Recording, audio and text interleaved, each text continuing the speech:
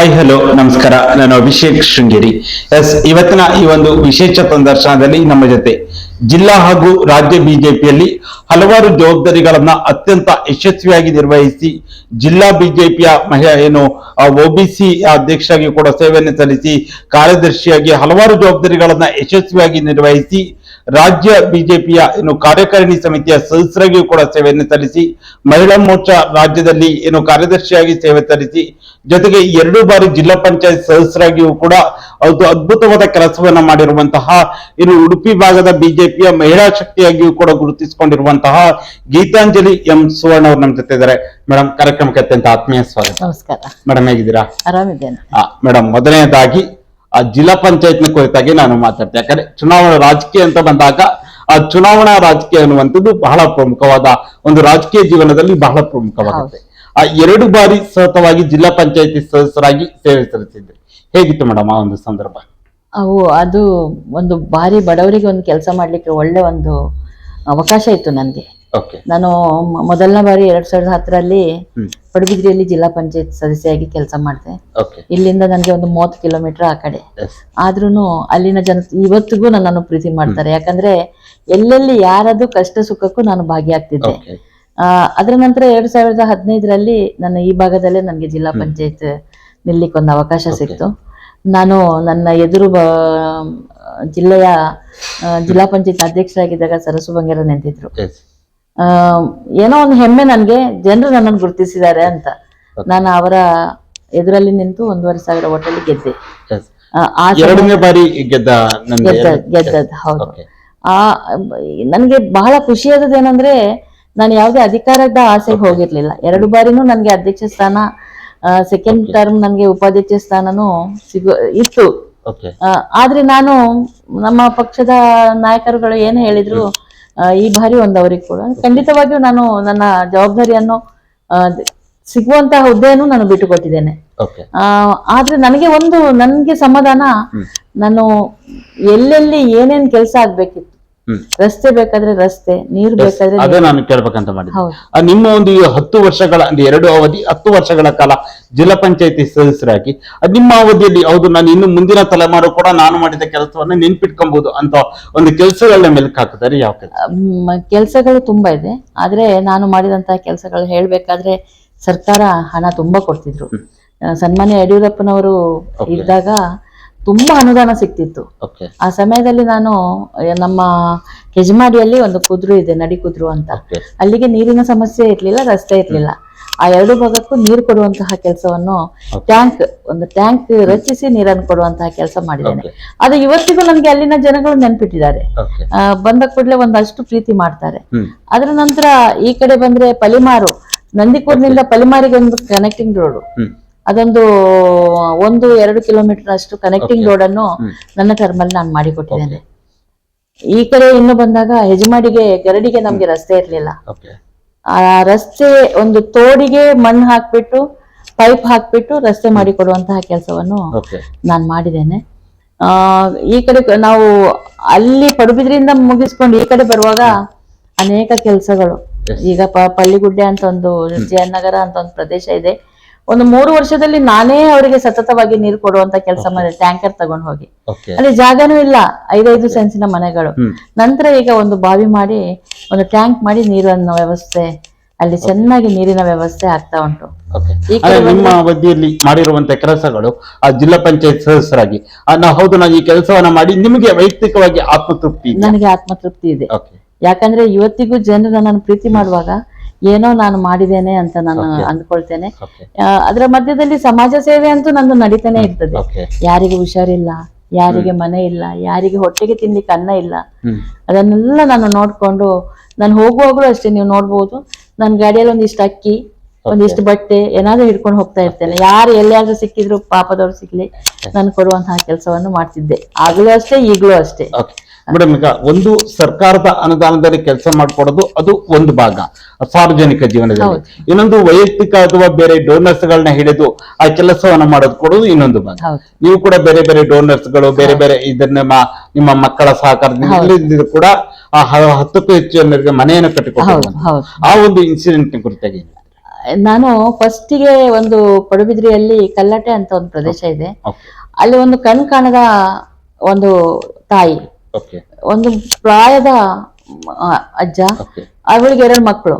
ಒಂದು ಹೆಣ್ಮಗಳಿಗೆ 2 ಹೆಣ್ಮಕ್ಳೇ, ಗಂಡ ತೀರ್ಕೊಂಡಿದೆ, ಇನ್ನೊಂದು ಮಗಳಿದ್ಲು.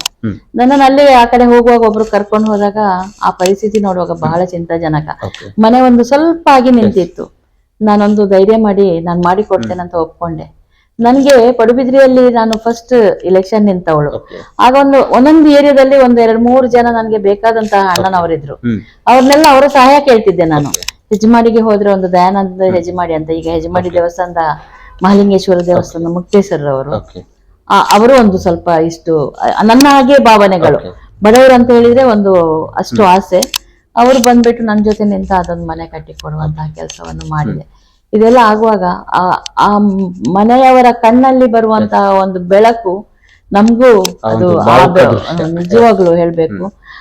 ಅವ್ರು ಎಣಿಸಿಯೇ ಇರುವುದಿಲ್ಲ ನಾನು ಇಂತಹ ಒಂದು ಮನೆಯಲ್ಲಿ ಕೂತ್ಕೊಳ್ತೇನಾ ಅಂತ. ನಿರಂತರವಾಗಿ 10-15 ವರ್ಷದಲ್ಲಿ ಮಾಡಿ ಮೊನ್ನೆ ಬೆಳಪಿನಲ್ಲಿ ಒಂದು ಮನೆ ಆಗಸ್ಟ್ 28ಕ್ಕೆ ಒಂದು ಮನೆ ಧಾರಾಕಾರವರಿ ಮಳೆ ಸುರಿಯುವ ಹೊತ್ತಲ್ಲಿ ಆ ಹೆಣ್ಣಿನ ಮೇಲೆನೆ ಬಿತ್ತು, ಶೋಭಾ ಪೂಜಾರ್ತಿ ಅಂತ. ಏನು ಮಾಡುವಂತ ಪರಿಸ್ಥಿತಿಯಲ್ಲಿಲ್ಲ. 2-3 ಆಪರೇಷನ್ ಆಯ್ತು. ಆ ಆಪರೇಷನ್ ಸಮಯದಲ್ಲೂ ತುಂಬಾ ಜನ ಅವರಿಗೆ ಹೆಲ್ಪ್ ಮಾಡಿದ್ರು. ನಂತರ ಮನೆನೂ ಇಲ್ಲ. ಮನೆಯನ್ನು ನಾವು ಹೋದವರು ಗೋರ್ಮೆ ಸುರೇಶ್ ಶೆಟ್ಟಿ ಇದ್ರು, ಡಾಕ್ಟರ್ ದೇವಿ ಪ್ರಸಾದ್ ಶೆಟ್ರು, ಬೆಳಕುನ ಪಂಚಾಯತ್ನ ಅಧ್ಯಕ್ಷರಿದ್ರು. ನಂತರ ತುಂಬಾ ಊರಿನ ಅನೇಕ ಜನ ಬಂದಿದ್ರು. ಆಗ ನಾವೊಂದು ಧೈರ್ಯದಲ್ಲಿ ಮನೆ ಮಾಡಿ ಕೊಡ್ತೇವೆ ಅಂತ ಒಪ್ಕೊಂಡೆವು. BSNDP ಅಧ್ಯಕ್ಷರಿದ್ರು ನನ್ನ ಜೊತೆ.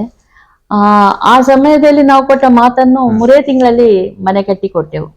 ಸ್ವಲ್ಪ ಹಣ ಅವರ ಹತ್ರ ಇತ್ತು, ಅಂದ್ರೆ ಆಸ್ಪತ್ರೆಯಲ್ಲಿ ಖರ್ಚಾಗಿ ಉಳಿದ ಹಣ, ಅದನ್ನು ಹಾಕಿ ನಮ್ಮ ದಾನಿಗಳ ಕೈಯಿಂದ ಎಲ್ಲರ ಹತ್ರ ತಗೊಂಡು ಒಳ್ಳೆಯ ಒಂದು RCC ಮನೆ ಇದು ಒಂದೇ ಕಟ್ಟಿದ್ದು. ಯಾಕಂದ್ರೆ ಅವಳಿಗೆ 2 ಹೆಣ್ಮಕ್ಳು, ಸುತ್ತಮುತ್ತ ತೆಂಗಿನ ಮರಗಳಿವೆ, ಎಲ್ಲಿಯಾದ್ರೂ ಹಂಚಿ ಹೋಗ್ತಾ ಇದ್ರೆ ಏನು ಮಾಡೋದಂತ ಅದೊಂದು ಮನೆಯನ್ನು ಮೊನ್ನೆ ಕಟ್ಟಿ ಮುಗಿಸಿದ್ದೇನೆ. ಇನ್ನೊಂದು ನನಗೆ ಬಹಳ ಮನಸ್ಸಿಗೆ ನೋವಾದಂತ ವಿಷಯ, ಆದಿ ಉಡುಪಿಯಲ್ಲಿ ಒಂದು ಉಷಾ ಅಂತ ಒಬ್ಳು, ಬಾಯಿ ಬರಲ್ಲ ಅವಳಿಗೆ, ಮಗ ಇದ್ದಾನೆ, ಒಂದು ಬುದ್ಧಿಮಾಂದ್ಯ ಮಗ, ಒಂದು 20 ವರ್ಷದವ. ಆ ಮನೆಯನ್ನು ನಾನು ಕಟ್ಟಿ ಕೊಟ್ಟಿದ್ದೇನೆ.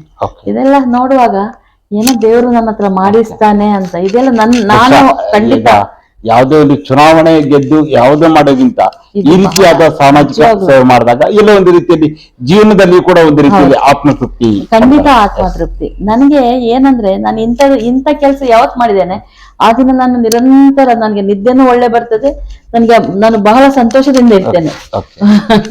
ಅದೇ ರೀತಿಯಲ್ಲಿ ನೀವು ಜಿಲ್ಲಾ ಪಂಚಾಯತಿ ಸದಸ್ಯರಿಗೆ ಒಂದೇ ಸ್ಥಳದಲ್ಲಿ ಇತ್ತು ಅಥವಾ ಒಂದೇ ಕ್ಷೇತ್ರದಲ್ಲಿ ಇತ್ತು ಜಿಲ್ಲಾ ಪಂಚಾಯತಿ ಸದಸ್ಯರಾಗುದು ಅದು ಬೇರೆ ಪ್ರಶ್ನೆ. ಅದು ನೀವು 2 ಬಾರಿಯೂ ಕೂಡ ಬೇರೆ ಬೇರೆ ಕ್ಷೇತ್ರಗಳಲ್ಲಿ ಇದ್ದು ಗೆಲುವನ್ನ ಕಂಡಿರುವಂತದ್ದು. ಹೇಗ್ ಸಾಧ್ಯ ಆಯ್ತು ಅದು? ಈಗ ಪಡುಬಿದ್ರಿ ಜಿಲ್ಲಾ ಪಂಚಾಯತ್ ಕ್ಷೇತ್ರಕ್ಕೆ ಹೋಗುವಾಗ ನಾನು ಸನ್ಮಾನ್ಯ VS ಆಚಾರ್ಯರನ್ನು ನೆನಪು ಮಾಡ್ಲೇಬೇಕು. ಅವರಿಲ್ಲದ್ರೆ ನನಗೆ ಖಂಡಿತ ಸೀಟ್ ಸಿಕ್ತಿರ್ಲಿಲ್ಲ. ಅವರು ನನ್ನನ್ನು ಗುರುತಿಸಿ ನೀನು ನಿಲ್ಬೇಕಮ್ಮ, ನೀನು ಗೆಲ್ತೀಯಲ್ವಾ ಅಂತ ಕೇಳಿದ್ರು. ನಾನು ಹೇಳಿದೆ ಖಂಡಿತವಾಗಿಯೂ ನಾನು ಗೆಲ್ತೇನೆ. ಆದ್ರೆ ಆ ಸಮಯದಲ್ಲಿ ನನ್ನ ಹೆಸರಿಗಿಂತ ನನ್ನ ಮಾವನವರ ಹೆಸರು ತುಂಬಾ ಪ್ರಚಲಿತ ಇತ್ತು.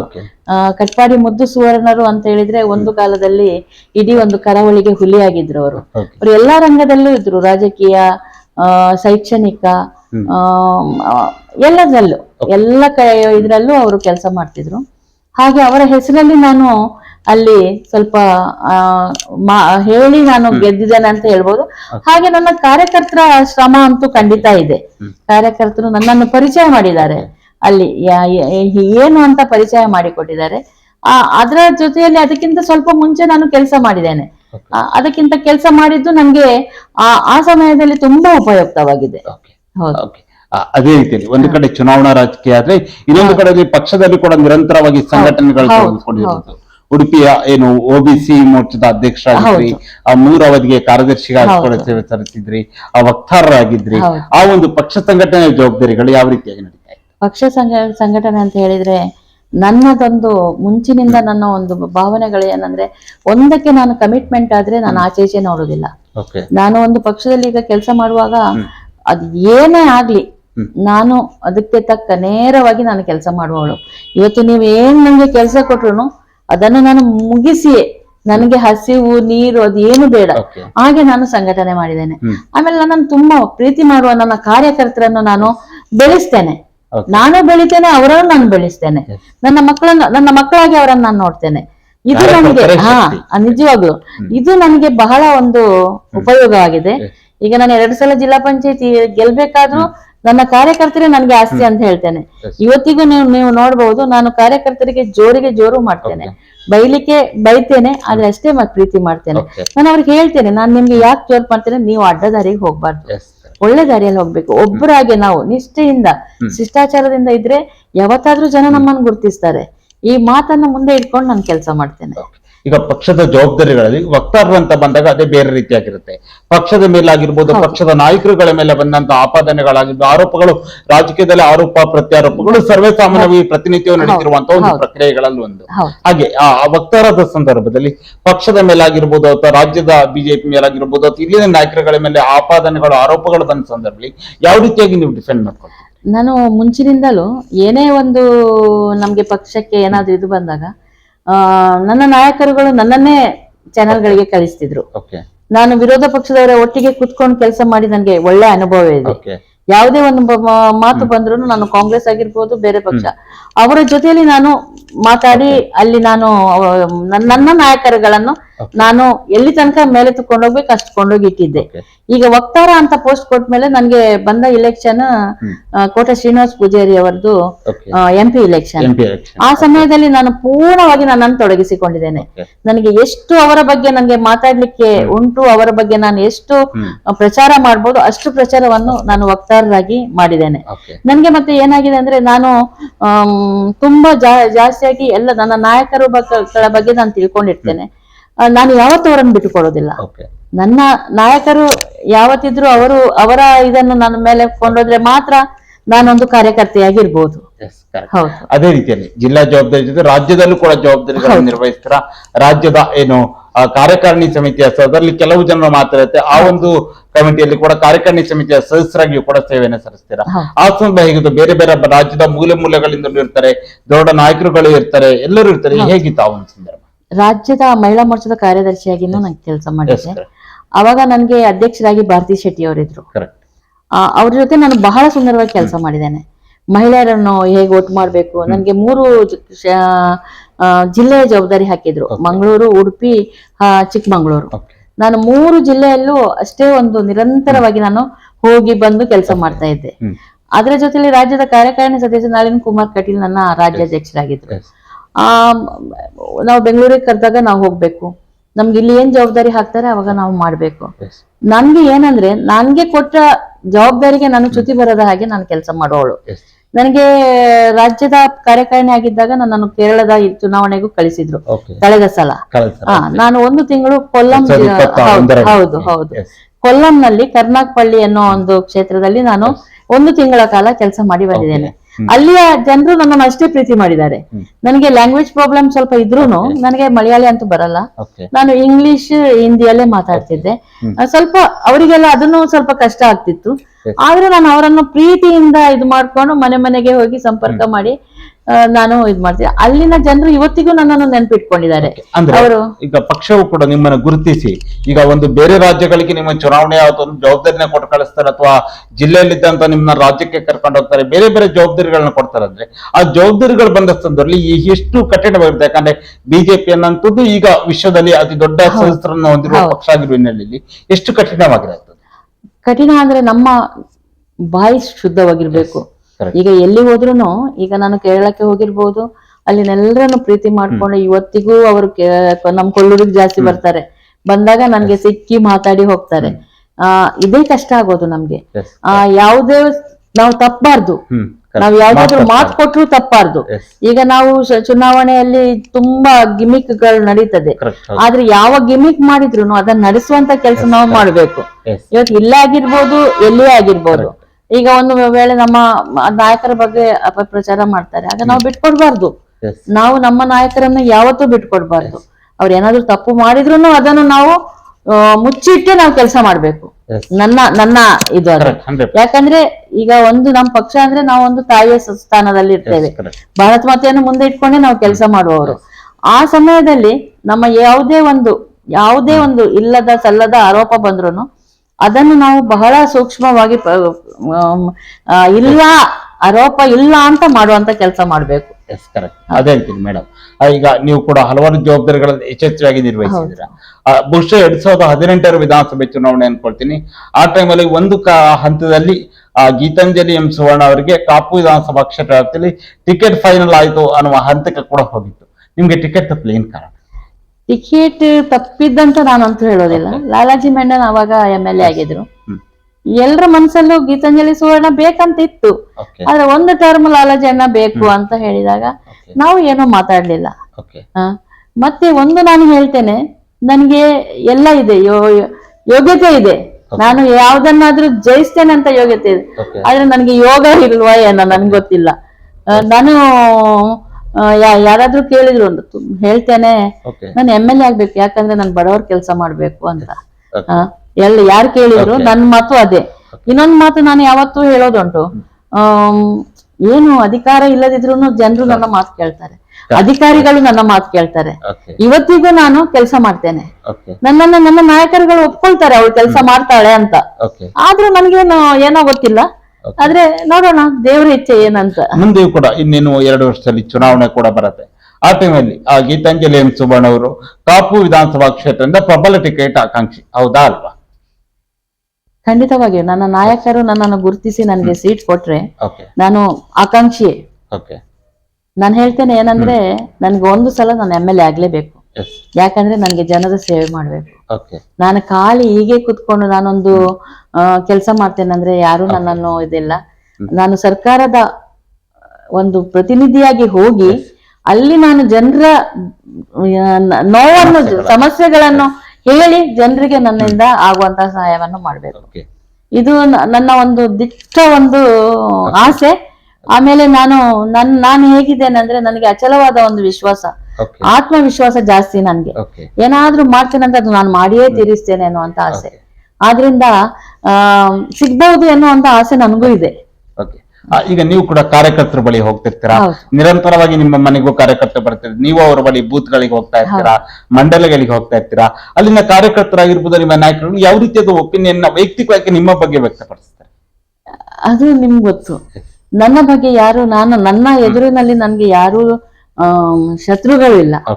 ನನಗೆ ಎಲ್ರು ನನ್ನ ಮಿತ್ರರೇ ಅಂತ ನಾನು ಇದು ಮಾಡ್ತೇನೆ. ಮತ್ತೆ ಈ ಸಮಾಜದಲ್ಲಿ, ಹೊಟ್ಟೆ ಕಿಚ್ಚಿನ ಸಮಾಜದಲ್ಲಿ ನಿಮ್ಗೆ ಅದು ಗೊತ್ತು, ನಾನು ಹೇಳಲಿಕ್ಕಿಲ್ಲ. ಒಬ್ಬರು ಮೇಲೆ ಬರುವುದನ್ನು ನೋಡಿದ್ರೆ ಇನ್ನೊಬ್ರು ಹೊಟ್ಟೆ ಕಿಚ್ಚನ್ನೇ ಪಡುವವರು. ಒಂದ್ ಮಾತು ಮೊನ್ನೆ ಒಂದು ಕಡೆ ಒಬ್ರು ಹೇಳಿದ್ರು, ನಿಂದಿಸುವವರು ತುಂಬಾ ಜನ ಇರ್ತಾರೆ ಮಗಳೇ, ನೀನು ಆ ನಿಂದನೆಯನ್ನು ತಲೆಬಿಸಿ ಮಾಡ್ಕೊಳ್ಬೇಡ. ಮುಂದೆ ಒಂದು ಆನೆ ಹೋಗ್ತಾ ಇದ್ರೆ ಹಿಂದ್ಗಡೆಯಿಂದ ನಾಯಿನೂ ಬೊಗಳ್ತಾ ಇರ್ತದೆ, ನೀನು ಅದಕ್ಕೆ ಅದನ್ನು ಹೋಲಿಸು ಅಂತ ಹೇಳಿದ್ರು. ಅದ್ರ ನಂತರ ಇನ್ನೂ ನನ್ಗೆ ಸ್ವಲ್ಪ ಗಟ್ಟಿಯಾಗಿದ್ದೇನೆ ನಾನು, ನಿಜವಾಗ್ಲು. ನನಗೆ ಈಗ ನನ್ನ ಚರ್ಮವೇ ಗದ್ದಪ್ಪ ಆಗಿದೆ. ಯಾರು ನಿಂದಿಸ್ಲಿ, ಯಾರು ಏನ್ ಹೇಳಿ, ನಾನ್ ಪುನಃ ಒಂದೊಂದ್ ಮಾತು ಹೇಳೋದುಂಟು, ಯಾರು ಏನ್ ಅವನಿಗೆ ಕೈಲಾಗದೆ ಮಾಡ್ಲಿಕ್ಕೆ ಆಗೋದಿಲ್ಲ ಅವನ್ ಮಾತ್ರ ನನ್ನ ಬಗ್ಗೆ ಮಾತಾಡೋದು. ಅವನಿಗೆ ನೋಡ್ಲಿಕ್ಕೆ ಆಗುದಿಲ್ಲ, ನನ್ನ ಏಳಿಗೆ ನೋಡ್ಲಿಕ್ಕೆ ಆಗುದಿಲ್ಲ, ಯಾವ್ದನ್ನು ನೋಡ್ಲಿಕ್ಕೆ ಆಗುದಿಲ್ಲ. ಅವನ್ ಮಾತಾಡ್ತಾನೆ, ಮಾತಾಡ್ಲಿ, ನಾಲಿಗೆಗೆ ಎಲುಬಿಲ್ಲ, ಹೇಗೂ ಹೋಗ್ತದೆ ಅದು. ನನ್ನ ಕಾರ್ಯಕರ್ತರು ನಾನು MLA ಆಗ್ಬೇಕು ಅಂತ ಆಸೆ ಮಾಡ್ತಾರೆ. ಅಂದ್ರೆ ಈಗ 2028 ವಿಧಾನಸಭೆ ಚುನಾವಣೆಯಲ್ಲಿ ನಾನು ನೇರವಾಗಿ ಕೇಳ್ತೀನಿ, ಗೀತಾಂಜಲಿ ಎಂ ಸುವರ್ಣ ಅವರಿಗೆ ಟಿಕೆಟ್ ಸಿಕ್ಕಿದ್ರೆ ಎಲ್ಲಾ ಕಾರ್ಯಕರ್ತರು ಒಟ್ಟಾಗಿ ನಿಮ್ಮನ್ನ ಗೆಲ್ಲಿಸುವ ವಿಶ್ವಾಸ ನಿಮಗೆ ಇದೆಯಾ? ಖಂಡಿತ ನನ್ಗಿದೆ, ಖಂಡಿತ ನನ್ಗಿದೆ. ನನ್ನ ಕಾರ್ಯಕರ್ತರಿದ್ದಾರೆ, ಮತ್ತೆ ನನ್ನನ್ನು ಪ್ರೀತಿಸುವ ಜನರಿದ್ದಾರೆ. ನಾನು ನಿಂತ್ರೆ ಅಲ್ಲ, ನಾನು ಹೇಳೋದು ನಿಲ್ಬೇಕು ಅನ್ನೋ ಆಸೆ ಇದೆ. ನನಗೆ ಯಾವ ಕ್ಷೇತ್ರ ಕೊಟ್ಟರು ನಾನು ನಿಲ್ತೇನೆ. ಅಲ್ಲಿ ನನ್ನನ್ನು ಪ್ರೀತಿಸುವ ನನ್ನ ಜನರು ನನ್ನನ್ನು ಯಾವತ್ತೂ ಸೋಲಿಸುವುದಿಲ್ಲ. ಅದಂತೂ ನನಗೆ 100% ಗೊತ್ತುಂಟು. ಗೀತಾಂಜಲಿ ಸುವರ್ಣ ಅವರಿಗೆ ಯಾಕೆ ವೋಟ್ ಹಾಕ್ಬೇಕಾದ್ರೆ? ಗೀತಾಂಜಲಿ ಸುವರ್ಣ ವೋಟ್ ಹಾಕಿದ್ರೆ ಇರೋದೇ ಅವಳು ಬಡವರ ಜೊತೆ. ಯಾರು ಆಸ್ಪತ್ರೆಯಲ್ಲಿ ಹುಷಾರಿಲ್ಲದವರಿದ್ದಾರೆ ಅವಳು ಅಲ್ಲೇ ಇರ್ತಾಳೆ. ಯಾರಿಗೆ ಅನ್ನ ಇಲ್ಲ ಅವಳೊಂದು ತಿನ್ನೋ ಒಂದು ಮುಷ್ಟಿ ಅನ್ನೋದಲ್ಲೂ ಒಂದು ತುತ್ತು ತೆಗೆದು ಕೊಡ್ತಾಳೆ. ಯಾರಿಗ್ ಮನೆ ಇಲ್ಲ ಆ ಮನೆಗೆ ಹೋಗಿ ಇಡೀ ದಿನ ಅವ್ರ ಜೊತೆ ಇದ್ಕೊಂಡು ಅಲ್ಲಿ ಕೆಲಸ ಮಾಡಿಸ್ಕೊಂಡು ಅವಳು ಅವ್ರಿಗೊಂದು ಸೂರು ನಿರ್ಮಿಸ್ತಾಳೆ. ಎಲ್ಲಕ್ಕಿಂತ ಮುಖ್ಯವಾಗಿ ಮನುಷ್ಯನಿಗೆ ಬೇಕಾಗಿರೋದು ಒಂದು ಸೂರು, ಒಂದ್ ಬಟ್ಟೆ, ಒಂದು ಅನ್ನ. ಗೀತಾಂಜಲಿ ಸುವರ್ಣ ದಿನಕ್ಕೆ ಒಂದು ಸೀರೆ ಎಲ್ಲಿಯಾದ್ರೂ ಹೋಗಿ ತಗೊಂಡ್ರೆ 10 ಸೀರೆ ಬೇರೆಯವರಿಗೆ ತೆಗೆದುಕೊಡ್ತಾಳೆ. ನನ್ನ ಹಾಗೆ ಹೆಣ್ಮಕ್ಳು ಆಸೆಯಲ್ಲಿ ಇರ್ತಾರೆ, ಅವರು ಒಂದು ಚೆನ್ನಾಗಿ ಉಡ್ಬೇಕು ಅಂತ. ನನ್ಗೊಂದು ಬಹಳ ಆಸೆ, ನನ್ನ ಹೆಣ್ಮಕ್ಳು ಚೆನ್ನಾಗಿರ್ಬೇಕು ಅಂತ. ನನ್ನ ಮಕ್ಕಳು ಬೇರೆ, ನನ್ನ ಗಂಡ್ಮಕ್ಳು ಚೆನ್ನಾಗಿರ್ಬೇಕು, ಆದ್ರೂ ಅವರಂತೂ ನನ್ನ ಶಕ್ತಿಯಾಗಿ ಯಾವಾಗ್ಲೂ ಇರ್ತಾರೆ. ಓಕೆ ಮೇಡಮ್, ಅದೇ ರೀತಿಯಲ್ಲಿ ಒಬ್ರು ರಾಜಕಾರಣಿ ಅಂತ ಬಂದಾಗ ಸಹಜವಾಗಿ ನಿರೀಕ್ಷೆಗಳು ಒಂದಲ್ಲ ಒಂದು ನಿರೀಕ್ಷೆಗಳಿದ್ದರೆ, ಹೌದು ನಾನು ಗ್ರಾಮ ಪಂಚಾಯತ್, ತಾಲೂಕ್ ಪಂಚಾಯತಿ ಹೀಗೆ ಬೇರೆ ಬೇರೆ ನಿರೀಕ್ಷೆಗಳಿರ್ತದೆ. ನೀವ್ ಹೇಳಿದ್ರೆ MLA ಆಗ್ಬೇಕು ಅಂತ ಎನ್ನುವ ಒಂದು ನಿರೀಕ್ಷೆಯನ್ನು ಕೂಡ ನೀವು ಇಟ್ಕೊಂಡಿರಿ. ಅದನ್ನು ಹೊರತುಪಡಿಸಿ ರಾಜಕೀಯವಾಗಿ ಗೀತಾಂಜಲಿ ಎಂ ಸುವರ್ಣ ಅವರು ಏನ್ ನಿರೀಕ್ಷೆ ಇಟ್ಕೊಂಡಿದ್ದಾರೆ? ರಾಜಕೀಯವಾಗಿ ನಾನು ಪಕ್ಷದಲ್ಲಿ ಯಾವುದೇ ಜವಾಬ್ದಾರಿ ಕೊಟ್ರು ಪಕ್ಷಕ್ಕೆ ಚ್ಯುತಿ ಬರದ ಹಾಗೆ, ನನ್ನ ನಾಯಕರುಗಳಿಗೆ ಚ್ಯುತಿ ಬರದ ಹಾಗೆ ನಾನು ಕೆಲಸ ಮಾಡುವವಳು. ಎಲ್ಲೇ ಈಗ ನಾನು ಸ್ವಲ್ಪ ಹಿಂದೆ ಇದ್ದೇನೆ ಅಂದ್ರೆ ನನ್ಗೆ ಧಾರ್ಮಿಕವಾಗಿ ಎಲ್ಲ ದೇವಸ್ಥಾನದ ಬ್ರಹ್ಮ ಕಳಶದ ಜವಾಬ್ದಾರಿಯನ್ನು ಹಾಕಿದ್ರು. ಅಲ್ಲಿನೂ ಜನರು ಇಷ್ಟೇ ಹೇಳಿದ್ದು, ನನ್ನ ಸಹೋದರರು ಬೇರೆ ಬೇರೆ ಊರಿಂದ ಬಂದವರು ಹೇಳಿದ್ದು, ಗೀತಕ್ಕ ನೀನೊಂದ್ಸಲ MLA ಆಗ್ಬೇಕು ಅಂತ. ಎಲ್ಲ ದೇವಸ್ಥಾನಗಳಲ್ಲೂ ಎಲ್ಲರ ಬಾಯಲ್ಲಿ ಬಂದ ಮಾತು ಇದೆ, ನೀನ್ ಮಾಡೋ ಕೆಲ್ಸಕ್ಕೆ ನೀನೊಂದ್ಸಲ MLA ಆಗ್ಬೇಕು ಅಂತ. ಆದ್ರಿಂದ ಜನರ ಒಟ್ಟಿಗೆ ಬೆರೆಯುವವಳು ನಾನು, ಜನರೊಟ್ಟಿಗೆ ಇರುವವಳು. ನನಗೆ ಅವನು ಬಡವ, ಅವ ಶ್ರೀಮಂತ, ಅವನು ಏನಿಲ್ಲದವ ಅಂತ ನನ್ಗಿಲ್ಲ. ನನ್ಗೆ ಎಲ್ರು ಒಂದೇ. ನಾನೆಲ್ಲ ನನ್ನ ಹಿರಿಯರನ್ನ ಅಣ್ಣ ಅಂತ ಕರಿತೇನೆ ಪ್ರೀತಿಯಿಂದ, ನನ್ನ ಹಿರಿಯ ಅಕ್ಕನವರನ್ನ ಅಕ್ಕ ಅಂತ ಕರಿತೇನೆ, ನನ್ಗಿಂತ ಸಣ್ಣವರನ್ನು ಮಗ ಅಂತ ಕರಿತೇನೆ. ಇದೇ ನಂದೊಂದು ಗೀತಾಂಜಲಿ ಸುವರ್ಣ ಅಂದ್ರೆ ಇದು. ಮೇಡಮ್, ಅದೇ ರೀತಿಯಲ್ಲಿ ಈಗ ಪಕ್ಷವು ಕೂಡ ನಿಮ್ಮ ಹಲವು ಇದರಲ್ಲಿ ಕೂಡ ಗುರುತಿಸಿರುವಂತದ್ದು. 2028 ವಿಧಾನಸಭೆ ಚುನಾವಣೆಯಲ್ಲಿ ಗೀತಾಂಜಲಿ ಎಂ ಸುವರ್ಣ ಅವ್ರನ್ನ ಪಕ್ಷ ಗುರುತಿಸಿ ಟಿಕೆಟ್ ಕೊಡತ್ತೆ ಅನ್ನುವ ವಿಶ್ವಾಸ ಇದೆಯಾ ನಿಮಗೆ? ಹೇಳಲಿಕ್ಕಾಗೋದಿಲ್ಲ. ಲಾಸ್ಟ್ ಮೂಮೆಂಟ್ಗೆ, ಯಾಕಂದ್ರೆ ಜವಾಬ್ದಾರಿಗಳನ್ನ ಕೊಡುವ ಸಂದರ್ಭದಲ್ಲಿ ಗುರುತಿಸಿ ಪಕ್ಷ ನಿಮ್ಗೆ ನೀಡಿದೆ, ಅಧಿಕಾರ ನೀಡುವ ಸಂದರ್ಭದಲ್ಲಿ ಗುರುತಿಸುವ ವಿಶ್ವಾಸ ಇದೆಯಾ? ಅಧಿಕಾರ ನೀಡುವ ಸಂದರ್ಭದಲ್ಲಿ ನಾನು ನಂಬುವುದಿಲ್ಲ. ಯಾಕಂದ್ರೆ ಆದ್ರೆ ನಾನು ನನ್ನ ಪಕ್ಷಕ್ಕೆ ಅಂತೂ ಅನ್ಯಾಯ ಮಾಡೋದಿಲ್ಲ. ಅವ್ರು ನನ್ನನ್ನು ಗುರುತಿಸ್ಬೇಕು, ನನ್ನ ನಾಯಕರುಗಳು ನನ್ನನ್ನು ಗುರುತಿಸ್ಬೇಕು. ನಮ್ಗೆ ಪಕ್ಷ ಯಾವತ್ತೂ ಅನ್ಯಾಯ ಮಾಡ್ಲಿಲ್ಲ. ನಾಯಕರುಗಳು ಗುರುತಿಸಿದ್ರೆ ಖಂಡಿತವಾಗಿಯೂ ನನ್ಗೆ ಅಂತೂ ಸೀಟ್ ಕೊಡ್ತಾರೆ ಅಂತ ನನ್ಗೆ ಧೈರ್ಯ ಇದೆ. ಮೇಡಮ್, ಅದೇ ರೀತಿಯಲ್ಲೂ ಕೂಡ ನೀವು ರಾಜ್ಯದ ಬೇರೆ ಬೇರೆ ಭಾಗಗಳು ಕೂಡ ಸುತ್ತೀರಾ, ರಾಜ್ಯ ಮಟ್ಟ, ಜಿಲ್ಲಾ ಮಟ್ಟದ ಬೇರೆ ಬೇರೆ ಪ್ರಶಸ್ತಿಗಳು ಕೂಡ ನಿಮ್ಗೆ ಬಂದಿರುವಂತದ್ದು. ಈ ಒಂದು ಪ್ರಶಸ್ತಿಗಳ ಕುರಿತಾಗಿ ಯಾಕಂದ್ರೆ ಒಂದು ಪ್ರಶಸ್ತಿಗಳ ಬಂದ ಸಂದರ್ಭದಲ್ಲಿ ಇನ್ನಷ್ಟು ನಿಮ್ಮ ಜವಾಬ್ದಾರಿಯನ್ನೇ ಹೆಚ್ಚಿಸುತ್ತೆ, ಅದು ಕುರಿತಾಗಿ ಏನ್ ಹೇಳ್ತೀರಾ? ನನಗೆ ಕಳೆದ ಒಂದು 8 ವರ್ಷಕ್ಕೆ ಮುಂಚೆ ಬೆಂಗಳೂರಲ್ಲಿ ವಿವೇಕಾನಂದ ಕೇಸರಿ ಪ್ರಶಸ್ತಿ ಅಂತ ಒಂದು ಸಂಸ್ಥೆಯವರು ಕೊಟ್ರು. ಅದರ ನಂತರ ನನ್ನ ಉಡುಪಿ ಜಿಲ್ಲೆಯಲ್ಲಿ ನನಗೆ ವರ್ತಕರ ಒಂದು ದೊಡ್ಡ ಟೀಮ್ ಇದೆ. ಅವ್ರು ನನ್ಗೆ ಸೇವಾ ರತ್ನ ಪ್ರಶಸ್ತಿ ಅಂತ, ನನ್ನ ಪ್ರಶಸ್ತಿಗಳೆಲ್ಲ ಇಲ್ಲೇ ಇದೆ, ಕೊಟ್ರು. ಮೊನ್ನೆ ನನ್ಗೆ ಜನಪದ ಪರಿಷತ್ನವರು ಕರಾವಳಿ ಜನಪದ ರತ್ನ ಅಂತ ಒಂದು ಪ್ರಶಸ್ತಿಯನ್ನು ಕೊಟ್ರು. ಪ್ರಶಸ್ತಿ ಮುಖ್ಯ ಅಲ್ಲ, ಪ್ರಶಸ್ತಿಗಂತೂ ಆಸೆ ಪಡುವವಳು ನಾನು ಖಂಡಿತ ಅಲ್ಲ. ಇವತ್ತು ಪ್ರಶಸ್ತಿ ಹೇಗೂ ಸಿಗ್ತದೆ, ಆದ್ರೆ ನನ್ಗೆ ಬೇಕಾಗಿರೋದು ನನ್ನಿಂದ ಆಗುವ ಕೆಲಸಗಳು. ಈ ಪ್ರಶಸ್ತಿ ಇಟ್ಕೊಂಡು ಏನೂ ಮಾಡ್ಲಿಕ್ಕಿಲ್ಲ. ಜನರಿಗೆ ಗೊತ್ತು ಗೀತಾಂಜಲಿ ಸುವರ್ಣ ಏನು ಅಂತ. ಅವಳ ಮನೆ ಬಾಗಿಲಿಗೆ ಹೋದ್ರೆ ಅಲ್ಲ, ಅವಳು ಎಲ್ಲಿ ಸಿಕ್ಕಿದ್ರು ಯಾರತ್ನೆಲ್ಲ ಆಗದ ಕೆಲಸವನ್ನು ಮಾಡಿ ಕೊಡ್ತಾಳಂತ ಜನರಿಗೂ ಗೊತ್ತು, ನನ್ನ ನಾಯಕರುಗಳಿಗೂ ಗೊತ್ತು, ನನ್ನ ಲೀಡರ್ಸ್ಗಳೇ ಹೇಳ್ತಾರೆ ಗೀತಾಂಜಲಿ ಅಕ್ಕನ ಹತ್ರ ಹೋದ್ರೆ ಯಾವ ಕೆಲಸ ಸಹ ಆಗ್ತದೆ ಅಂತ. ನನ್ನ ಸನ್ಮಾನ್ಯ ಇಲ್ಲಿ ನನ್ನ MLA ಸುರೇಶ್ ಶೆಟ್ಟಿ ಗುರ್ಮೆ ಅವರು ಎಲ್ಲಾ ವೇದಿಕೆಯಲ್ಲಿ ಹೇಳಿಕೊಂಡು ದಿನದ 24 ಗಂಟೆಗಳ ಕಾಲ ಗೀತಾಂಜಲಿ ಅಕ್ಕ ಕೆಲಸ ಮಾಡ್ತಾರೆ. 12 ಗಂಟೆಗೆ ಎದ್ದು ಒಂದು ಆಸ್ಪತ್ರೆಗೆ ಹೋಗಿ ಹೀಗಾಗಿದೆ ಅಂತ ಹೇಳಿದ್ರು ಗೀತಾಂಜಲಿ ಅಕ್ಕ ಹೋಗಿ ಕೆಲಸ ಮಾಡ್ತಾರಂತ ಅವರೇ ಹೇಳ್ತಾರೆ. ಇದು ನಮ್ಗೆ ಬೇಕಾಗಿರೋದು. ಇದಕ್ಕಿಂತ ದೊಡ್ಡ ಪ್ರಶಸ್ತಿ ಯಾವ್ದುಂಟು? ಕೋಟ ಶ್ರೀನಿವಾಸ ಪೂಜಾರಿ ಹೇಳ್ತಾರೆ ಗೀತಾಂಜಲಿ ಅಕ್ಕ ನನ್ಗಿಂತ ಜಾಸ್ತಿ ಕೆಲಸ ಮಾಡ್ತಾಳೆ ಅಂತ. ಇದೇ ಪ್ರಶಸ್ತಿ ನನ್ಗೆ. ಅವರ ಮನಸ್ಸಲ್ಲಿ ಉಂಟಲ್ವಾ, ಸಾಕು. ನನಗೆ ಯಾವುದೇ ಒಂದು ಜವಾಬ್ದಾರಿ ಆಗ್ಲಿ, ಯಾವೇ ಒಂದು ಏನು ಸಿಗದಿದ್ರೂ ಪರವಾಗಿಲ್ಲ, ಅವರಿಗೆ ಗೊತ್ತಲ್ವಾ ನಾನು ಏನಂತ. ಈಗ್ಲೂ ನೀವು ಬರೋಕ್ ಮುಂಚೆ ಈಗ ಹೊರಟದ್ ನಾನು ಮಣಿಪಾಲ್ ಆಸ್ಪತ್ರೆಗೆ. 2 ಪೇಷಂಟ್ಗಳು ನನ್ನನ್ನು ಕಾಯ್ತಾ ಇದ್ದಾರೆ ಡಾಕ್ಟರ್ ಸಿಗ್ಲಿಕ್ಕೋಸ್ಕರ. ನಂದು ಇಂಥ ಜೀವನ. ಬೆಳಿಗ್ಗೆ ನನ್ನ ಮಕ್ಕಳಂತೂ ದೊಡ್ಡದಾಗಿದ್ದಾರೆ, ಅಳುವ ಮಕ್ಕಳಿಲ್ಲ. ಗಂಡ ನನ್ನ ಹೇಳಿದ ಕೇಳ್ತಾರೆ. ನಾನ್ ಮಾಡೋ ಕೆಲ್ಸಕ್ಕೆ ಯಾವ್ದಕ್ಕೂ ಒಬ್ಬ ಮಹಿಳೆ ಅನ್ನುವರು ರಾಜಕೀಯ ಜೀವನದಲ್ಲಿ ಮುಂದುವರಿಯುವ ಸಂದರ್ಭದಲ್ಲಿ ಬ್ಯಾಕ್ ಬೋನ್ ಆಗಿ ಕುಟುಂಬ ಆಗಿರ್ಬೋದು, ನಿಮ್ಮ ಮನೆಯವರಾಗಿರ್ಬೋದು, ನಿಮ್ಮ ಮಕ್ಕಳ ಸಪೋರ್ಟ್ ಕೂಡ ಅಷ್ಟೇ ಮಟ್ಟಕ್ಕೆ ಬೇಕಾಗುತ್ತೆ. ನಿಮ್ಮ ಮನೆಯವರಾಗಿರುವ ನಿಮ್ಮ ಮಕ್ಕಳು ಯಾವ ರೀತಿಯಾಗಿ ನಿಮ್ಮ ಒಂದು ರಾಜಕೀಯ ಜೀವನಕ್ಕೆ ಬ್ಯಾಕ್ ಬೋನ್ ಆಗಿ ನಿಂತಿದ್ದಾರೆ? ಸತ್ಯ ಹೇಳ್ಬೇಕಾದ್ರೆ 2003ರಲ್ಲಿ ನಾನು ರಾಜಕೀಯಕ್ಕೆ ಬಂದೆ. ಯಾವ್ದೋ ಒಂದು ಸಮಸ್ಯೆ ಇಟ್ಕೊಂಡು ಹೋಗುವಾಗ ಇಲ್ಲಿ ಸನ್ಮಾನ್ಯ DT ಜಯಕುಮಾರ್ ಉಸ್ತುವಾರಿ ಸಚಿವರಾಗಿದ್ರು, JDS. ಆಗ ನಾನು ಈ ಹೆಣ್ಮಗಳನ್ನೊಂದು ನಾನು ಪಕ್ಷಕ್ಕೆ ಕೊಟ್ರೆ ನಿಮ್ ಕೆಲಸ ನಾವು ಮಾಡ್ತೇವೆ ಅಂತ ಅವ್ರು ಹೇಳಿದ್ರು. ಬಸವರಾಜ್ ಹೊರಟ್ಟಿ ಅವರು ಅವಾಗ ಶಿಕ್ಷಣ ಸಚಿವರಾಗಿದ್ರು. ನಾನು ಆ ದಿನ ನನ್ನ ಎಲ್ಲ ಪೇರೆಂಟ್ಸ್ ಅವ್ರು ಒಟ್ಟಾಗಿ ನೀನ್ ಹೋಗು ಹೋಗು ಅಂತ ಹೇಳಿದ್ರು. ಓಕೆ ನಾನು ಹೋದ ಕೂಡಲೇ ನನಗೆ JDS ಅಲ್ಲಿ ಮಹಿಳಾ ಅಧ್ಯಕ್ಷೆ ಕೊಟ್ರು. ಓಕೆ ಈ ಕಡೆಯಿಂದ ಒಂದ್ ಫೋಟೋ ಕೊಡಂತ ಕೇಳಿದ್ರು. ಮರು ದಿವಸ ಪೇಪರ್ ಅಲ್ಲಿ ಬಂದಾಗ ನನ್ನ ಮನೆಯಲ್ಲಿ ನನಗೆ ತುಂಬಾ ನೆಗೆಟಿವ್ ತುಂಬಾ ಬಂದಿದೆ. ಆದ್ರೆ ನನ್ನ ಅತ್ತೆ ಬೆಡ್ ಅಲ್ಲಿ ಇದ್ರು. ಓಕೆ ಅವ್ರು ಒಂದೇ ಒಂದ್ ಮಾತು ಹೇಳಿದ್ರು, ಹೋಗು ಮಾವನ ಹೆಸರನ್ನು ತಾ ಅಂತ. ಆ ನೆನಪನ್ನು, ಆ ಒಂದು ಮಾತನ್ನು ಇವತ್ತಿಗೂ ನಾನು ನೆನ್ಪಿಟ್ಟಿದ್ದೇನೆ. ನಾನು ಹೊರಗೆ ಬಂದ್ಮೇಲೆ ನಾನು ಹಿಂದೆ ನೋಡ್ಲಿಲ್ಲ. ನನ್ನ ಮಕ್ಕಳಾಗ ಚಿಕ್ಕ ಚಿಕ್ಕ ಮಕ್ಕಳು. ನನ್ನ ಮಗಳು ಒಂದು 3 ವರ್ಷದ ಮಗು, ಅದಕ್ಕಿಂತ 1-2 ವರ್ಷದ್ದು ನನ್ನ ಇನ್ನೊಂದ್ ಮಗ ಹಾಗೆ. ಮನೆಯಲ್ಲಿ ನನಗೆ ಎಷ್ಟಾಗ್ತದೆ ಅಷ್ಟು ಕೆಲಸ ಮಾಡ್ಕೊಂಡು ನಾನು ಹೋಗ್ತಿದ್ದೆ. ಅವಾಗ ಎಲ್ಲ ಅಧಿಕಾರಿಗಳು ನನ್ನನ್ನು ಗುರುತಿಸಿದ್ರು JDS ನ ಮೇಡಮ್ ಅಂತ. JDS ನ ಮೇಡಮ್ ಜಿಲ್ಲಾಧ್ಯಕ್ಷರಾಗಿ ದೇವಿಪ್ರಸಾದ್ ಶೆಟ್ಟಿ ಅವರಿದ್ರು. ನನಗೆ ಹೇಗೆ ರಾಜಕೀಯ ಮಾಡ್ಬೇಕು ಅಂತ ಕಲ್ಸ್ಕೊಟ್ಟಿದ್ದಾರೆ. ಯಾವ ತರದಲ್ಲಿ ನೀನು ನಿಷ್ಠೆಯಿಂದ ಕೆಲಸ ಮಾಡ್ಬೇಕು ಅಂತ ಕಲ್ಸ್ಕೊಟ್ಟಿದ್ದಾರೆ. ನಂತರ ನಾನು ಬಿಜೆಪಿಗೆ ಬಂದ್ಮೇಲೆ ಹಿಂದೆ ನೋಡ್ಲಿಲ್ಲ ನಾನು. ಮನೆಯಲ್ಲಿ ನನ್ನ ಮಕ್ಕಳ ಸಪೋರ್ಟ್ ತುಂಬಾ ಇದೆ. ನನ್ನ 2 ಗಂಡು ಮಕ್ಕಳು ಆಗಿರ್ಬೋದು, ನನ್ನ ಹೆಣ್ಮಗಳಾಗಿರ್ಬೋದು. ಯಾವತ್ತಿಗೂ ಮಮ್ಮಿ ಎಲ್ಲಿಗೆ ಹೋದ್ರು ಏನಿಲ್ಲ, ಅವ್ರಿಗೆ ಗೊತ್ತುಂಟು ಮಮ್ಮಿ ಸರಿ ಇದ್ದಾಳೆ, ಏನಾದ್ರು ಕೆಲಸ ಮಾಡ್ಲಿಕ್ಕೆ ಹೋಗಿದ್ದಾಳೆ ಅಂತ. ನನ್ನ ಯಜಮಾನ್ರು ಹೇಗಿದ್ದಾರೆ ಅಂದ್ರೆ, ಅವರು ಯಾವ್ದಕ್ಕೂ ನನಗೆ ಸಪೋರ್ಟು ಇಲ್ಲ, ನನ್ಗೆ ಬೇಡ ಅಂತಲೂ ಇಲ್ಲ. ಅವರಷ್ಟಕ್ಕೆ ಅವ್ರು ಇರ್ತಾರೆ. ಒಂದೊಂದ್ಸಲ ಇರ್ತದೆ ಅವ್ರದ್ದು ಸಹ, ಎಲ್ಲಿ ಹೋದದ್ದು ಏನು ಅದು ಈಗ ಅಲ್ಲ, ಸ್ವಲ್ಪ ಇವಾಗ ನಾನು ಬಂದು 23-24 ವರ್ಷ ಆಯ್ತು ರಾಜಕೀಯಕ್ಕೆ. ಆ ಸಮಯದಲ್ಲಿ ಯಾರಾದ್ರೂ ಕೇಳುವವರೇ, ಮನೆಯಲ್ಲಿ ಯಜಮಾನ ಅಂತ ಇರುವಾಗ ಕೇಳುವವರೇ. ಆದ್ರೆ ನಾನಂತೂ ಯಾವತ್ತೂ ನಾನು ಹೇಳ್ತೇನೆ, ನಾನು ಯಾವ ದಾರಿಯಲ್ಲಿ ಹೋಗಿದ್ದೇನೆ, ದಾರಿಯಲ್ಲಿ ನಾನು ಗುರಿ ಇಟ್ಕೊಂಡೇ ಹೋದವಳು. ನಾನು ಏನಾಗ್ಬೇಕು, ಇವತ್ತಿಗೂ ನನ್ನ ಆಸೆ ಕೆಲವುಗಳು ಇದೆ. ಆದ್ರೆ ನನ್ನ ಆಸೆಯನ್ನು ನಾನು ಯಾರಿಗೂ ಹೇಳೋದಿಲ್ಲ. ನಾನೊಂದು ಗುರಿ ಹೀಗೆ ಇಟ್ಕೊಂಡು ಹೋಗಿದ್ದೇನೆ, ನಾನು ಒಳ್ಳೇದಾಗ್ಬೇಕು, ಹಾಗೆ ನನ್ನಿಂದ ಅನೇಕರು ಒಳ್ಳೇದಾಗ್ಬೇಕು. ಮೇಡಮ್, ಅದೇ ರೀತಿ ರಾಜಕೀಯ ಅಂತ ಬಂದಾಗ ಪ್ರಚಾರ ಇರುತ್ತೆ, ಅಪಪ್ರಚಾರ ಇರುತ್ತೆ, ಪಾಸಿಟಿವ್ ಇರುತ್ತೆ, ನೆಗೆಟಿವ್ ಇರುತ್ತೆ. ಎಲ್ಲರ ಮೇಲೆ ಕೂಡ ರಾಜಕಾರಣ ಸಾರ್ವಜನಿಕ ಜೀವನದಲ್ಲಿ ಇದ್ದವರ ಮೇಲೆ, ಅದು ರಾಜಕೀಯ ಅಂತಲ್ಲ, ಸಾರ್ವಜನಿಕ ಜೀವನದಲ್ಲಿ ಯಾರು ಇರ್ತಾರೋ ಅವ್ರ ಮೇಲೆ ಸಾಧ್ಯವಾಗಿ ಒಂದಲ್ಲ ಒಂದು ಘಟನೆಗಳಲ್ಲಿ ಬಂದಿರುತ್ತೆ. ಈ ರೀತಿಯಾಗಿ ಪ್ರಚಾರ ನೆಗೆಟಿವ್ಗಳು ಬಂದಾಗ ಯಾವ ರೀತಿಯಾಗಿ ಎಲ್ಲದನ್ನು ಬ್ಯಾಲೆನ್ಸ್ ಮಾಡ್ಕೊಂಡು ಹೋಗ್ತೀರಾ?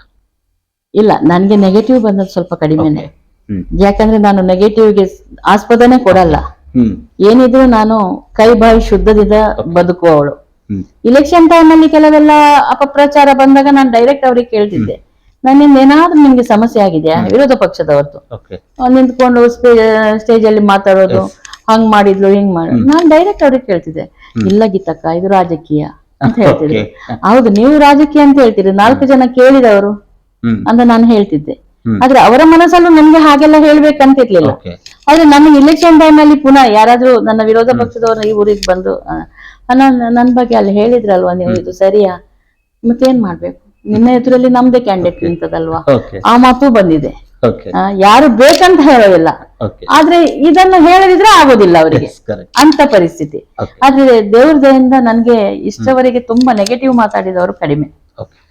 ಮೇಡಮ್, ಕೊನೆಯದಾಗಿ ನಿಮ್ಮೊಂದು ಸುದೀರ್ಘವಾಗಿ 2.5 ದಶಕ ಒಂದು ರಾಜಕೀಯ ಜೀವನ, ಜಿಲ್ಲಾ ಪಂಚಾಯತಿ ಸದಸ್ಯರಾಗಿ ಪಕ್ಷದ ಜಿಲ್ಲಾ ಹಾಗೂ ರಾಜ್ಯ ಮಟ್ಟದ ಹಲವಾರು ಜವಾಬ್ದಾರಿಗಳನ್ನು ಕೂಡ ನಿರ್ವಹಿಸಿರುವಂತದ್ದು. ನಿಮ್ಮ ಜೊತೆ ಕಾರ್ಯಕರ್ತರು ಕೂಡ ನಿಮ್ಮ ಬೆನ್ನೆಲುಬಾಗಿ ಕಳೆದ 2.5 ದಶಕ ನಿಂತಿದ್ದಾರೆ. ಕೊನೆಯದಾಗಿ ನಿಮ್ಮ ಕಾರ್ಯಕರ್ತರಿಗಾಗಿರ್ಬೋದು, ನಿಮ್ಮ ಪಕ್ಷದ ಮುಖಂಡರಿಗೆ ಏನ್ ಹೇಳಕ್ ಬಯಸ್ತೀರಾ? ನಾನು ನನ್ನ ಪಕ್ಷದ ಮುಖಂಡರಿಗಾಗಿರ್ಬೋದು, ಕಾರ್ಯಕರ್ತರಿಗೆ ಹೇಳೋದಿಷ್ಟೇ, ದಯವಿಟ್ಟು ನಾವು ಮಾಡುವ ಕೆಲಸವನ್ನು ಗಮನಿಸಿ. ಇವತ್ತು ಏನಾಗಿದೆ ಅಂದ್ರೆ, ಯಾರಿಗೂ ಪಕ್ಷದಲ್ಲಿ ಕೆಲಸ ಮಾಡುವವರು ಬೇಡ. ನಾವು ಲೀಡರ್ಗಳ ಹಿಂದೆ ಬಕೆಟ್ ಇಟ್ಕೊಂಡು ಹೋಗ್ಬೇಕು, ಇಲ್ಲ ಅವರಿಗೆ ಒಂದ್ ಸ್ವಲ್ಪ ಚಾಡಿ ಹೇಳ್ಬೇಕು, ಇನ್ನೊಬ್ಬರ ಬಗ್ಗೆ ಕಿವಿ ಚುಚ್ಚಬೇಕು. ಮಾಡಿದ್ರೆ ಅವ್ರು ದೊಡ್ಡ ಜನ. ಇದನ್ನ ಮಾಡ್ಬೇಡಿ ಅಂತ ನಾನು ಹೇಳ್ತೇನೆ. ಇವತ್ತು ನಮ್ಮ ಪಕ್ಷ ಉಳಿಬೇಕಾದ್ರೆ ತುಂಬಾ ಜನ ಕಾರ್ಯಕರ್ತರು, ತುಂಬಾ ಹಿರಿಯರು ಮನೆ ಒಳಗಿದ್ದಾರೆ ಬೇಸರದಿಂದ. ಇವ್ರನ್ನ ನಾವು ಒಟ್ಟು ಮಾಡ್ಬೇಕು, ಎಲ್ರನ್ನ ಒಟ್ಟು ಮಾಡ್ಕೊಂಡು ನಾವು ಪ್ರೀತಿಯಿಂದ ಅವರನ್ನು ಗಳಿಸ್ಬೇಕು. ಈಗ ತುಂಬಾ ನೀವು ನೋಡ್ತೀರಿ, ನಾನು JDS ಇಂದ ಬಂದವಳಾದ್ರೆ 20-22 ವರ್ಷದಿಂದ ನಾನೀಗ ಕೆಲಸ ಮಾಡ್ತಾ ಇದ್ದೇನೆ ಬಿಜೆಪಿಯಲ್ಲಿ. ಮೊನ್ನೆ ಬಂದವರನ್ನೇ ದೊಡ್ಡ ಜನ ಅಂತ ಕೂತ್ಕೊಳಿಸ್ಬಿಡ್ತಾರೆ. ಆಗ ನಮ್ಮ ಪಕ್ಷದಲ್ಲಿ ದುಡ್ದವರು ತುಂಬಾ ನೋವು ಅನುಭವಿಸ್ತಾರೆ. ಅವರನ್ನು ಗುರುತಿಸ್ಬೇಕು. ಕಾರ್ಯಕರ್ತರೇ ನಮ್ಮ ಜೀವ. ಕಾರ್ಯಕರ್ತರಿದ್ರೆ ಇಲ್ಲದಿದ್ರೆ ನಾವಿಲ್ಲ. ಇವತ್ತು ಒಂದು ಬಂಚಿಂಗ್ಸ್ ಕಟ್ಬೇಕಾದ್ರೆ ನಮ್ ಕಾರ್ಯಕರ್ತರು ಬರ್ಬೇಕು. ತುಂಬಾ ಜನ ಇವತ್ತು ಆ ನೋವಲ್ಲಿ ಇದ್ದಾರೆ. ಅವ್ರನ್ನೆಲ್ಲ ಒಟ್ಟು ಮಾಡುವಂತ ಕೆಲಸ ಮಾಡ್ಬೇಕು ನಾವು. ಆ ಪ್ರೀತಿ ಇವತ್ತು ಸಮಾಜದಲ್ಲಿ ಎಲ್ಲ ಸಿಗ್ತದೆ, ಎಸ್ ಹಣ ಆಸ್ತಿ ಅಂತಸ್ತು ಎಲ್ಲ ಸಿಕ್ಕಿದ್ರು ಪ್ರೀತಿ ಅಂತ ಬಹಳ ಕಡಿಮೆ ಆಗಿದೆ. ಈ ಪ್ರೀತಿ ವಿಶ್ವಾಸದಿಂದ ನಮ್ಗೆ ನಮ್ಮ ಕಾರ್ಯಕರ್ತರಿಗೆ ಅಷ್ಟೇ ಸಾಕು. ಹ್ಮ್ ಯಾರು ನಮ್ಮ ನಾಯಕರು ಅವರ ಬೆನ್ನಿಗೆ ಸ್ವಲ್ಪ ಹೀಗೆ ಬಡಿದು ಮೇಲೆ ಮಾತಾಡಿದ್ರೆ ಕೈ ಹಾಕಿ ಒಂದು ಶಬಾಷ್ಗಿರಿ ಕೊಟ್ರೆ ಅಷ್ಟು ಹೇಳಿದ್ರೆ ಸಾಕು, ನಮ್ಮ ಕಾರ್ಯಕರ್ತ ಮೇಲೆ ಅಟ್ಟದಲ್ಲಿ ಏರಿ ಆಗ್ತಾನೆ. ಅದನ್ನು ಮಾಡ್ಬೇಕು ನಾವು. ಅಂದ್ರೆ ಅವರನ್ನು ಮೋಸ ಮಾಡುದಲ್ಲ, ಅವರನ್ನು ಪ್ರೀತಿಸುವಂತಹ ಕೆಲಸವನ್ನು ನಾವು ಮಾಡ್ಬೇಕು. ಎಸ್ ನಾನ್ ನನ್ನ ನಾಯಕರಿಗೂ ಹೇಳುದಿಷ್ಟೇ, ಎಲ್ಲರನ್ನು ಪ್ರೀತಿಸೋಣ. ಇವತ್ತು ಈ ಜೀವನ ಏನಾಗಿದೆ ಅಂದ್ರೆ ನೀರಿನ ಮೇಲೆ ಇದ್ದ ಗುಳ್ಳೆ ಹಾಗೆ, ಈಗಿದ್ದವ ಇನ್ನೊಂದು ಗಳಿಗೆಯಲ್ಲಿ ಇರುವುದಿಲ್ಲ. ನಾವು ಈ ಸಮಯದಲ್ಲಿ ನಮ್ಮ ಸಮಾಜದಲ್ಲಿ ನಾವು ಒಳ್ಳೆಯ ಒಂದು ಹೆಸರನ್ನು, ಅದರ ಜೊತೆಯಲ್ಲಿ ಸ್ವಲ್ಪ ಆದಷ್ಟು ಬಡವರ ಕೆಲಸವನ್ನು, ಬಡವರ ಕಣ್ಣೀರು ಒರೆಸುವಂತಹ ಕಾರ್ಯವನ್ನು ಮಾಡ್ಬೇಕು. ದೊಡ್ಡವರಿಗಾದ್ರೆ ಯಾರಾದ್ರೂ ಇರ್ತಾರೆ, ಯಾರಾದ್ರೂ ಅವ್ರ ಕೆಲಸ ಮಾಡಿ ಕೊಡ್ತಾರೆ. ಆದ್ರೆ ಬಡವರಿಗೆ ಯಾರು ಇರ್ತಾರೆ? ಯಾರೂ ಇರುವುದಿಲ್ಲ. ಅವರ ಕೆಲಸವನ್ನು ನಾವು ಮಾಡ್ಬೇಕು. ನನ್ನ ಇಷ್ಟೇ, ನಾನು ಯಾವತ್ತು ಬಡವರ ಕೆಲಸ ಮಾಡ್ಲಿಕ್ಕೆ ಹೋಗ್ತೇನೆ ಆ ದಿನ ಬಾರಿ ನಾನು ನೆಮ್ಮದಿಯಲ್ಲಿ ಇರ್ತೇನೆ. ಇದನ್ನು ನಾನು ಅಲ್ಲ, ನನ್ನ ಪ್ರಾಯ ಈಗ ಆಗಿದೆ, ಇನ್ನು ನಾನು ಎಷ್ಟರವರೆಗೆ ಇರ್ತೇನೆ ಅಲ್ಲಿಯವರೆಗೆ ನನ್ನದು ಇದೇ ಒಂದು ಆಸೆ. ನನ್ಗೆ ದುಡಿಲಿಕ್ಕೆ ಆಗುವಷ್ಟು ಸಮಯ ನಾನು ಬಡವರ ಸೇವೆ ಮಾಡುವವಳು. ಇದನ್ನೊಂದು ನಿರಂತರವಾಗಿ ಮಾಡಿಕೊಂಡು ಹೋಗ್ತೇನೆ. ಮೇಡಮ್, ಇದುವರೆಗೂ ಈ ಒಂದು ವಿಶೇಷ ಸಂದರ್ಶನದಲ್ಲಿ ಭಾಗವಹಿಸಿ 2003ರಲ್ಲಿ ನೀವು ರಾಜಕೀಯಕ್ಕೆ ಬಂದ ಆ ವಿಚಾರ ಆಗಿರ್ಬೋದು, ನಂತರದಲ್ಲಿ ಬಿಜೆಪಿ ಪಕ್ಷಕ್ಕೆ ಬಂದು ಹಲವಾರು ಜವಾಬ್ದಾರಿಗಳನ್ನು ಅತ್ಯಂತ ಯಶಸ್ವಿಯಾಗಿ ನಿರ್ವಹಿಸಿರುವಂತದ್ದು, ಜಿಲ್ಲಾ ಕಾರ್ಯದರ್ಶಿಯಾಗಿ 3 ಬಾರಿ ಸೇವೆ ಸಲ್ಲಿಸಿದ ವಿಚಾರ ಆಗಿರ್ಬೋದು, ಹಾಗೆ ಒಬಿಸಿ ಮೋರ್ಚಾದ ಅಧ್ಯಕ್ಷರಾಗಿ ನಿಮ್ಮ ಒಂದು ಪಕ್ಷ ಸಂಘಟನೆ ಆಗಿರ್ಬೋದು, ವಕ್ತಾರರಾಗಿ ಯಾವ ರೀತಿ ಪಕ್ಷದ ವಿಚಾರಗಳ ನಾಯಕರ ಆರೋಪಗಳನ್ನ ಯಾವ ರೀತಿಯಾಗಿ ಡಿಫೆಂಡ್ ಮಾಡ್ಕೊಳ್ತಿರುವಂತ ವಿಚಾರ ಆಗಿರ್ಬೋದು, ರಾಜ್ಯ ಮಹಿಳಾ ಮೋರ್ಚಾದ ಕಾರ್ಯದರ್ಶಿಯಾಗಿ ನಿಮ್ಮ ಒಂದು ಸಂಘಟನೆ ಆಗಿರ್ಬೋದು, ಹಾಗೆ ಏನು ರಾಜ್ಯದ ಕಾರ್ಯಕಾರಿಣಿ ಸಮಿತಿಯ ಸದಸ್ಯರಾಗಿ ನಿಮ್ಮ ಒಂದು ಸೇವೆ, 2 ಬಾರಿ ಜಿಲ್ಲಾ ಪಂಚಾಯತಿ ಸದಸ್ಯರಾದ ವಿಚಾರ ಆಗಿರ್ಬೋದು, ಸದಸ್ಯರಾಗಿ ನೀವು ಮಾಡಿರುವಂತಹ ಅಭಿವೃದ್ಧಿ ಕೆಲಸಗಳಾಗಿರ್ಬೋದು, 2 ಪ್ರತ್ಯೇಕ ಕ್ಷೇತ್ರಗಳಲ್ಲಿ ಸ್ಪರ್ಧೆ ಮಾಡಿದ ವಿಚಾರ ಆಗಿರ್ಬೋದು, ಜೊತೆಯಲ್ಲಿಯೇ ಏನು 11 ಮನೆಗಳನ್ನ ಬೇರೆ ಬೇರೆ ಡೋನರ್ಸ್ ಗಳನ್ನ ಹಿಡಿದು ಬಡವರಿಗೆ ಕಟ್ಟಿಸಿಕೊಂಡ ವಿಚಾರ ಆಗಿರ್ಬೋದು, ನಿಮ್ಮ ಕಾರ್ಯಕರ್ತರ ಬಗ್ಗೆ, ಹಾಗೆ ನಿಮ್ಮ ಒಂದು ಕುಟುಂಬ ಯಾವ ರೀತಿಯಾಗಿ ನಿಮಗೆ ಸಪೋರ್ಟಿವ್ ಆಗಿದೆ, ಎಲ್ಲ ವಿಚಾರಗಳ ಕುರಿತಾಗಿ ಸುದೀರ್ಘವಾದ ಚರ್ಚೆಯಲ್ಲಿ ಭಾಗವಹಿಸಿದ್ದಕ್ಕಾಗಿ ನಮ್ಮ ಸೈರಿ ಸಮಾಚಾರ ತಂಡದ ವತಿಯಿಂದ ನಿಮಗೆ ಹೃತ್ಪೂರ್ವಕ ಧನ್ಯವಾದಗಳು. ನೋಡಿದ್ರಲ್ಲ ವೀಕ್ಷಕರೇ, ಇದು ಉಡುಪಿ ಜಿಲ್ಲಾ ಪಂಚಾಯಿತಿಯ ಮಾಜಿ ಸದಸ್ಯರಾಗಿ ಸೇವೆ ಸಲ್ಲಿಸಿ ಪಕ್ಷದಲ್ಲಿ ಕೂಡ ಹಲವಾರು ಜವಾಬ್ದಾರಿಗಳನ್ನ, ಜಿಲ್ಲಾ ಹಾಗೂ ರಾಜ್ಯ ಮಟ್ಟ ಜವಾಬ್ದಾರಿಗಳನ್ನು ನಿರ್ವಹಿಸಿರುವಂತಹ ಗೀತಾಂಜಲಿ ಎಂ ಸುವರ್ಣ ಅವರ ಜೊತೆಗಿನ ವಿಶೇಷ ಸಂದರ್ಶನ. ಮುಂದಿನ ವಾರ ಇನ್ನೊಬ್ರು ವಿಶೇಷ ಅತಿಥಿ ಜೊತೆ ನಿಮ್ಮ ಮುಂದೆ ಬರುತ್ತೇನೆ. ನಮಸ್ಕಾರ.